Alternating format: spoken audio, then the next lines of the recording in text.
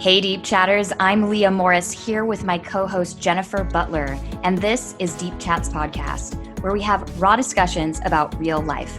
Each week, you can expect unfiltered, no BS conversations from the heart about topics that actually might matter to you. We're just a couple of relationship coaches who want to cut through the small talk and dive deeper. So thanks for joining us on this journey, and be sure to subscribe to the show so you never miss an episode. Hey, Deep Chatters. Today we're going to be diving into a topic that has been coming up for me a lot lately. It's fear and how to actually look at fear in a way that is, I guess, not so scary. I think we all experience fear. And so I think that not only is it something that's come up for me, I know it's come up for you, Jen, but it's like something that all of our clients come to us with as well. So yeah, here we are talking about fear, diving right into it. I guess the reason why I wanted to bring it up today, and maybe it's important that I give a little context, is that when it comes to specifically like relationships, and how fear shows up when you're either getting to know somebody, you're even maybe in relationship for a long period of time. For me, I'm in a stage of my life where I'm dating, and I am being very intentional about that. And I think for the first time in my life, I have let go of a lot of the, have been trying to really let go of a lot of the preconceived notions of like how I need to be in dating. Instead coming to it from a place of like how I am. This is how I am. This is what I want. These are the things I'm looking for. This is my intention behind all of this. And it feels really empowering to be in this. Because it's like you're really just putting in the exact order that you're wanting from the universe, and you're saying like this is my tall order. This is what I want, and I'm very specific about those things. And the reason why fear has been coming up for me lately is because I think what happens when we're really trying to manifest a specific thing, whether it's like a job, a certain amount of money, a relationship. For me, I feel like I'm being met where I'm at, because my demand or my request is so specific, and that manifestation is like so dialed in. But to be finally faced with, really amazing people, but, especially this one guy in particular who is just like matching that energy, I'm finding myself freezing in fear. Right. And so I wanted to dive into that today because I don't think I'm alone in that experience. Definitely not. Definitely not. And, I was just thinking, like, anytime we take the risk and build the courage throughout our lives to like really show up as who we truly are, without any masks, without anything, right? Like, just, this is me in the raw. Like, I think I would have to think that that always brings a certain amount of fear, right? Like, because this is who you are at your core, right? Like, when you show up and you show part of yourself, right? Or you show somebody you're not, then if you get rejected, I almost think it's like a defense mechanism. It's like, okay, I'm not going to show who I really am just in case I get rejected, right? Totally.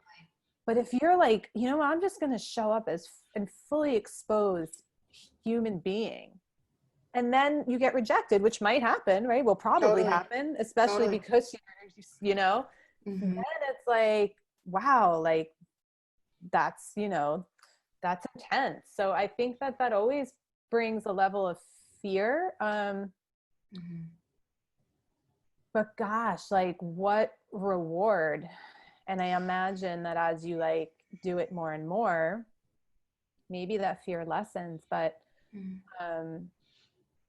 yeah, just that level. And then, you know, I think we were kind of chatting about this before, but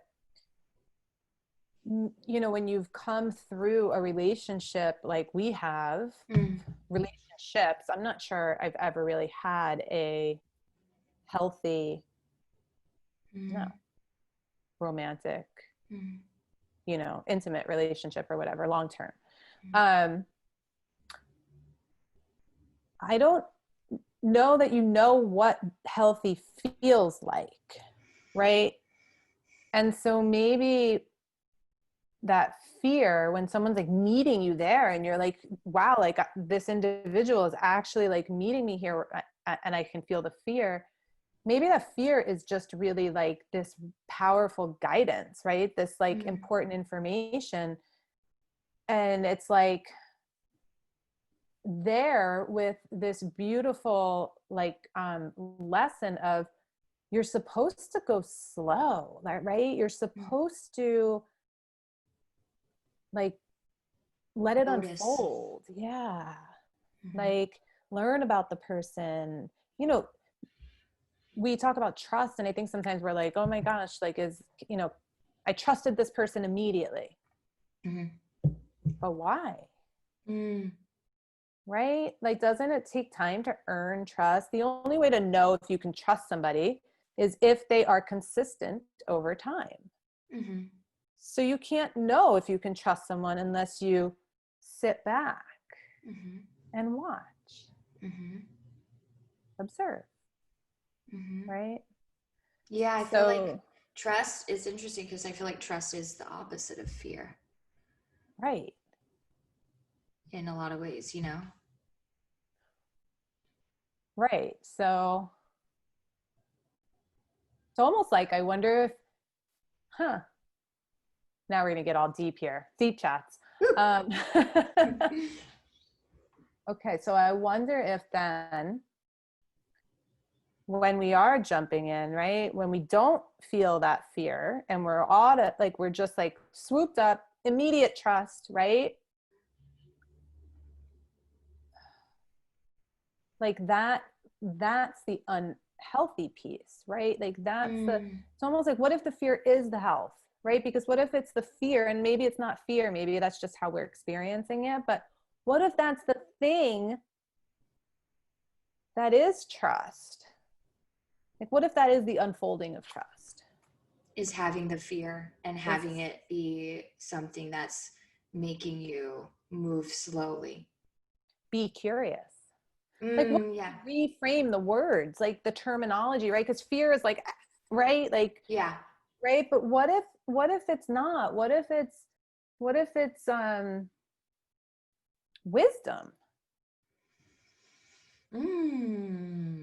Right? What if it's this wise part of you that's like, what if it's your queen part that's like, wait, just be in waiting and watch and see and just hold your space and like hold your ground.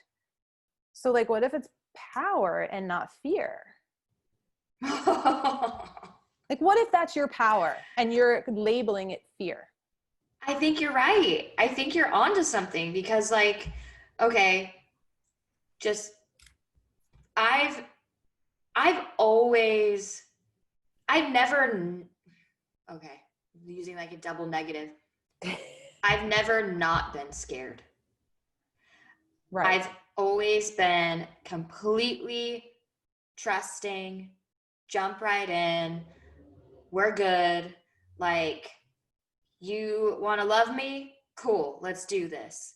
Like, I trust you. And I think that I would come from a place of like, well, if it just like this, you know, if it feels comfy, cozy, then like I can let all my guard down. I can be totally, not all my guard down, but even just like, I can just sort of like relax into this. And it's, and I think that there's a level of, immaturity to that. Mm-hmm. And although I would love to imagine myself as this like free loving hippie, like butterfly who just like, oh, I can fully like expose my heart and like doesn't matter what you do with it.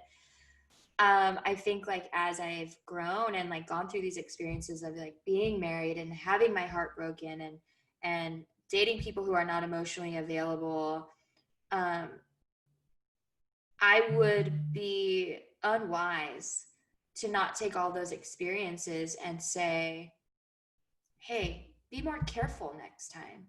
Right. Like pay more attention. Um, you don't have to, lose yourself. You can be in complete, open, transparent, whimsical, loving energy and vulnerability while your feet are firmly planted on the ground and your head is sort of on a swivel a bit. Yeah. Like, and hey, I also am seeing this for what it is, and I'm not creating a fantasy in my head that there's no possible way that you could hurt me or that, I could, because that is always a possibility. Mm-hmm. And so the fear, like you're saying, is almost this, I'm picturing now that we're sort of reframing the idea of fear within new relationships, it's almost like this healthy stabilizer. Yeah. Like, yes, lead with your heart and also be careful because like, yeah, like you've learned from your experiences that, there Yeah. are other things to pay attention to. And I don't even know that it's be careful. I mean, Okay. maybe it is, But but yeah. maybe it's more be thoughtful, be intentional. Mm-hmm. Yeah, I Right? like that. Right? Like, because careful implies there's danger up ahead, True. That's true. right? Mm-hmm. But it's like, don't hold back. Don't be in fear. I think fear, shows itself too. And it's like, well, okay, I'm going to go really slow and but I'm going to like, I'm not going to share myself. And I'm going to like, I'm going to be like, he's gonna have to prove himself to me. Right. Like that type thing. Mm-hmm. Right. That's not what we're talking about here. But if you're like, this is me fully exposed, fully who I am going to just stand with so much trust in myself and so much love for myself just Mm-hmm. as who I am. And I am going to proceed in a thoughtful and intentional way. Mm-hmm. Um, I think that's health. Like, I think that is healthy. I love her. I think that's healthy. It must be. Oh yeah, it's like no wonder it's so confusing to me because I've had very toxic relationships before, and I've also had like not so toxic, but like yeah, the idea of like really healthy, intentional dating and like walking towards love intentionally and in a healthy way, it feels totally unfamiliar to me. Mm-hmm. Um, and it doesn't feel bad, but it definitely doesn't feel like the good that I'm used to. Mm-hmm. Um, which, speaking of health, and I don't, it's the definition of insanity, like doing the same thing you're doing over and over and over and expecting a different result. Right. And it's like if we want healthy and we've never really fully experienced like intentional, sustainable love or dating or relating or whatever, then we have to do things that don't feel familiar Mm-hmm.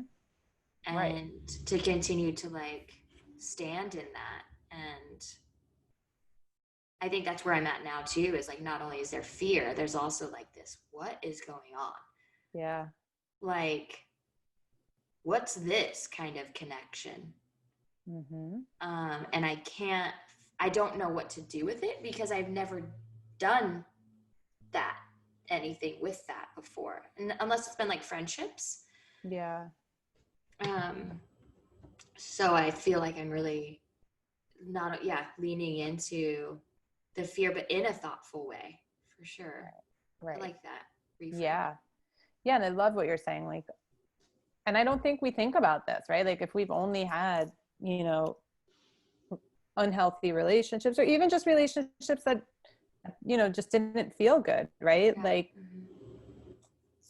why would we want familiar, right? Yeah. But it is what we look for because it Yeah. feels comfortable and it feels safe, Mm-hmm.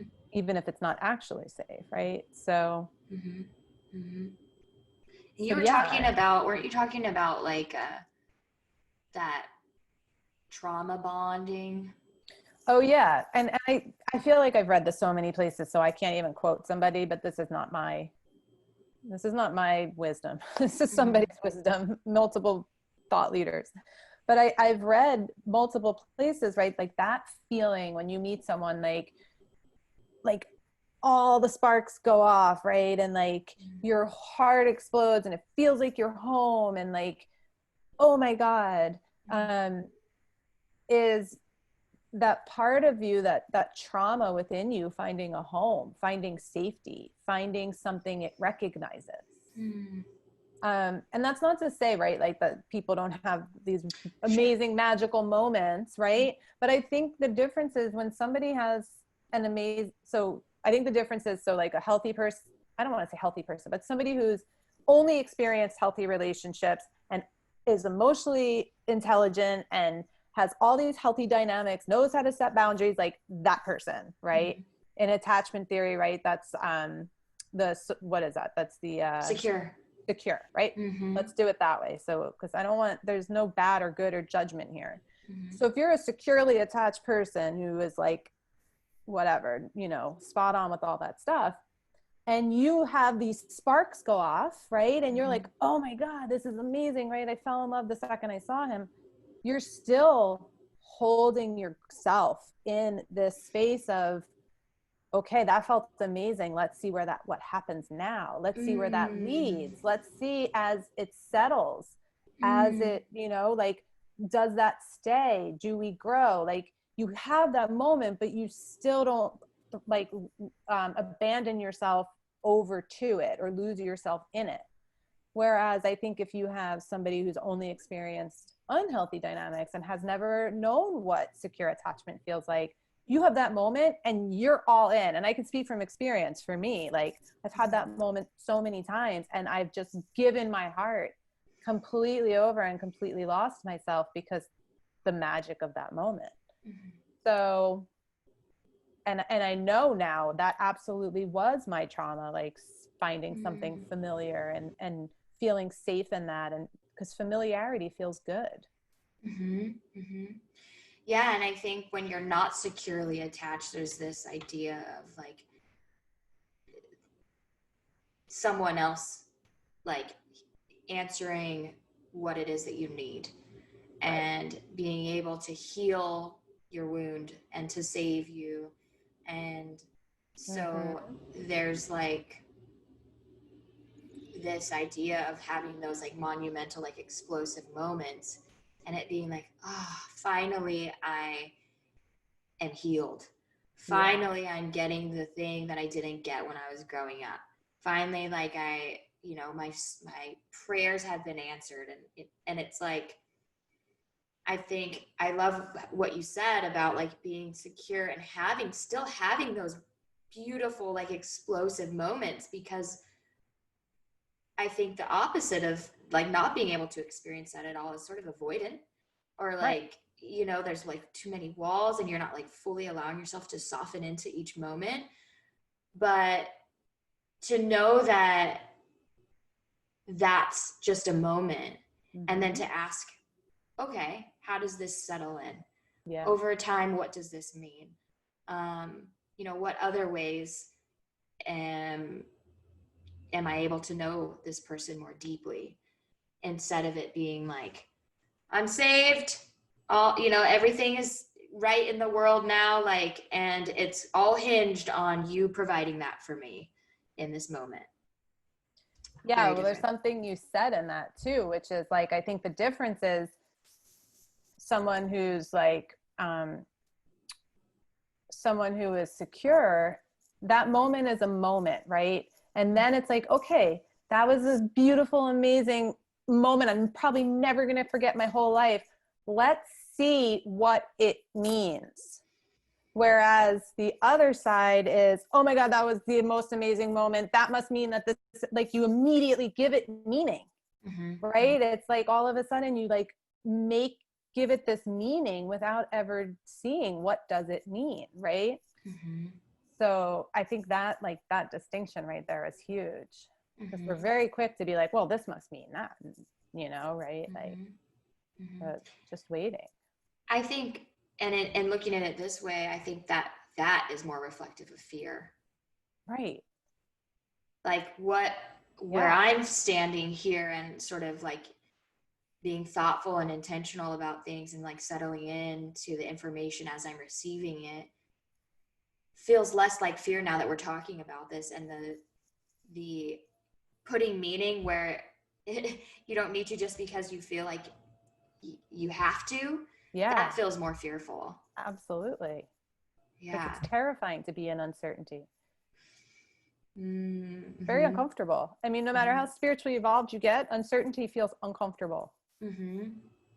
Yeah. It's just getting to be okay with, how do I navigate the uncertainty, right? How do I have this amazing magical moment and then sit in the uncertainty and see how it unfolds and see what it means?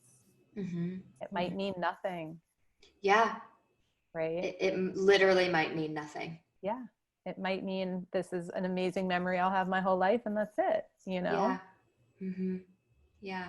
And I think that's scary too, right? Because I think that in some ways you live for those moments, right? And then Mm-hmm. what if it doesn't mean anything, right? Then you have your whole stories going off. Well, then maybe I'm never going to get it, or me, right? Like, Mm-hmm. maybe that was my one shot. And Mm-hmm. Yeah. Yeah. I was it you? No, I think it was Ashley Amudzai. mm, Our guest. She said, "If not this, then something better." yeah, And I have that written down on my dry erase board. yep, this or better. Yeah, because it's like the reality is that things don't work out a lot of the time, Mm-hmm. and that everything is temporary, and that, you know, life keeps moving, whether Yeah. we like it or not.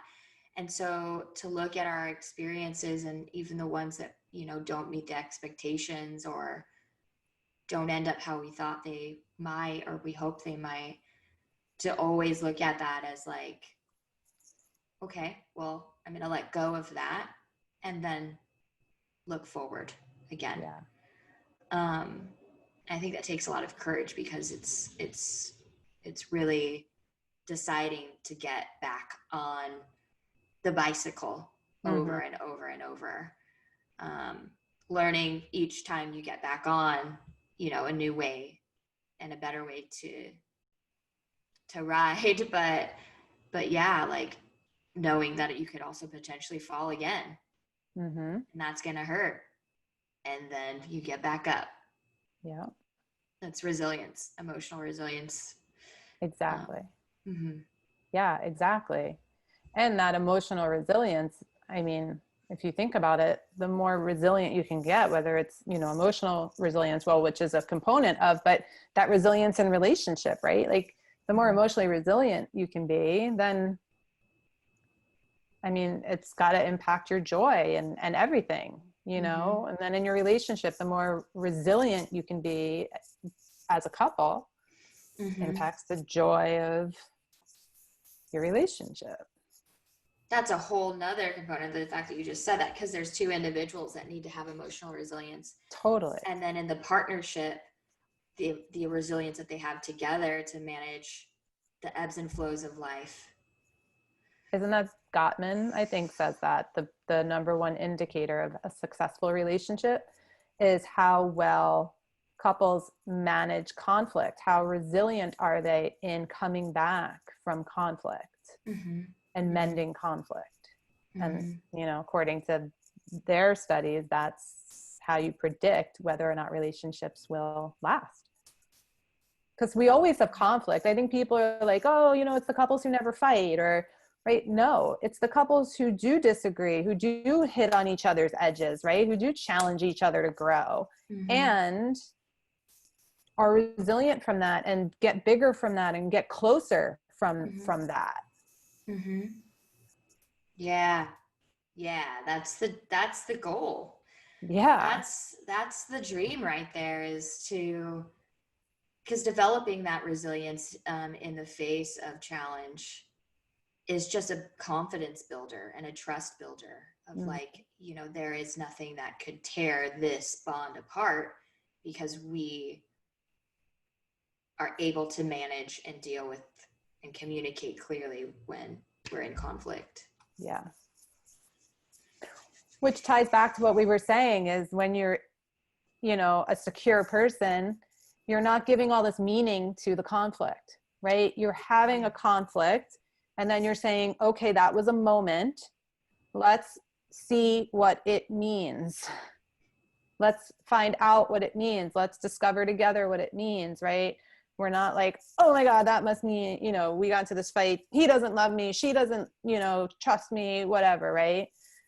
It's like, again, like, have the moment. We have the passionate moments, whether they're good or bad, or however, I don't like good or bad, but like, you know what I mean? Like, Mm-hmm. that's being human, right? Mm-hmm. Having a huge emotional blow up that you're like, oh my God, I can't believe I lost my mind like that. It's part of being human, right? Mm-hmm. But not giving it meaning and being like, okay, well, that was a moment. Now what? Right? Yeah. Now Yeah. what? Yeah. Wow. I feel like um, this idea of like healthy relationships is really like beginning to get clearer and clearer the more that you and I talk about these different components, and even like with the guests that we've had on the show. Yeah. You know, Molly Eliasoff was saying like availability, and I'm like, Yep. how did I not think of that part? Duh. Like every like conversation we've had about this has been like, I know for me it's just so useful in determining and like being able to distinguish like what it is a healthy relationship. And so I hope that, you know, people that are listening and you know, are feeling that same growth. Yeah. uh and like, I can't wait till you get back out there. I know, I'm about to. I told you I'm gonna try Hinge. I haven't done that in a very long time, so that's gonna Uh-huh. happen this weekend probably. I will set up my account and Okay. game on. Yeah. It's like a social experiment, I think. Yeah. And then, you know, but I also think that it's like, yeah, it's almost like an exercise in like taking everything that we've Yeah. come through and grown through and putting that into practice. Mm-hmm. Totally. Yeah. I mean, even thinking about it, like, I'm like, gosh, like, just thinking about doing it and how differently I already plan on showing up. And Mm-hmm. I mean, I think about how I was showing up and I'm like, gosh, like, can't imagine doing that now. So it'll be interesting, and it's going to be uncomfortable, I'm sure, because it's new and it's healthy. Mm-hmm. So I'm sure it's going to feel very strange. Yeah, yeah, for sure. Yeah. So yes, I'm sure we will have more deep chats on this topic, especially as I jump in as well. Any last thoughts, Leah?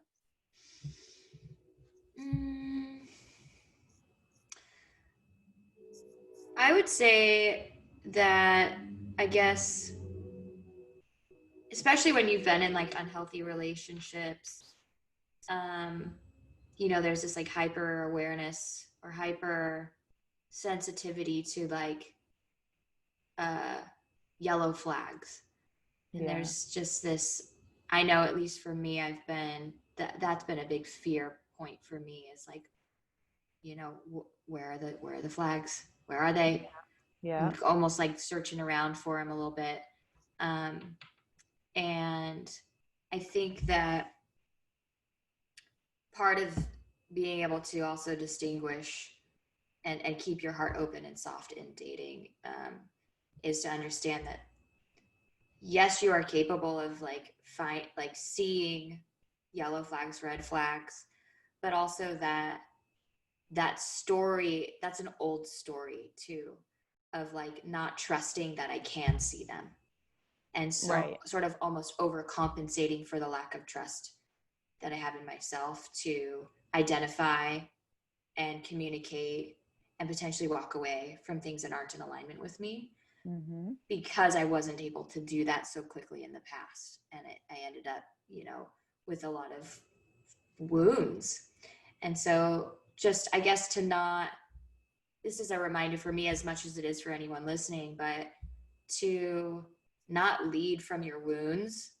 Yeah. And to know that like they're there, but they're not meant to be what is leading you, you know. And if you think about like, you know, having like wounds on your heart and your chest, that idea of like constantly like covering yourself up and like self-protection at all times, you're gonna be protected, but you're definitely not going to be connected.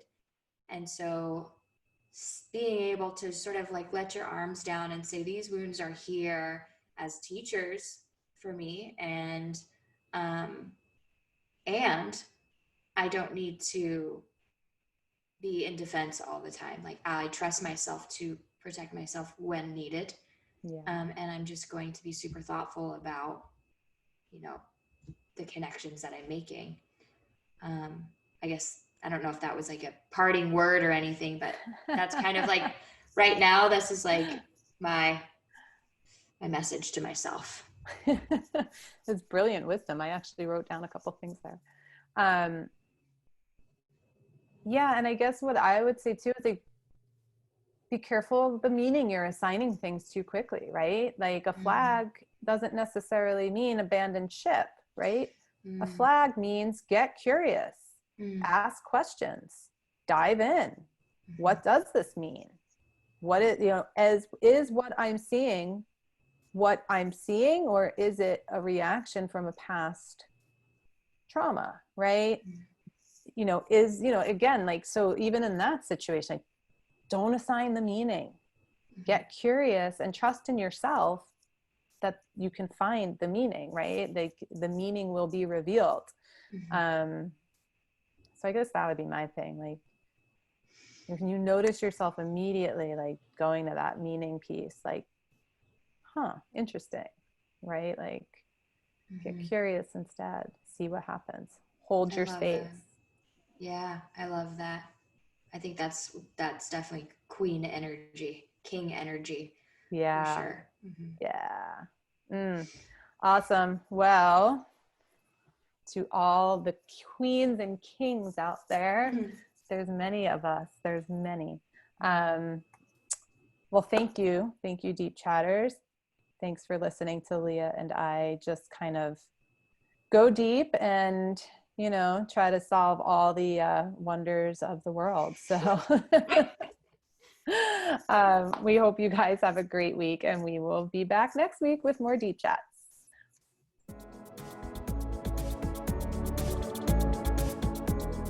To all you Deep Chatters out there, Leah and I want to thank you so much for listening. This is a podcast that's all about connection, so we'd love to hear from you.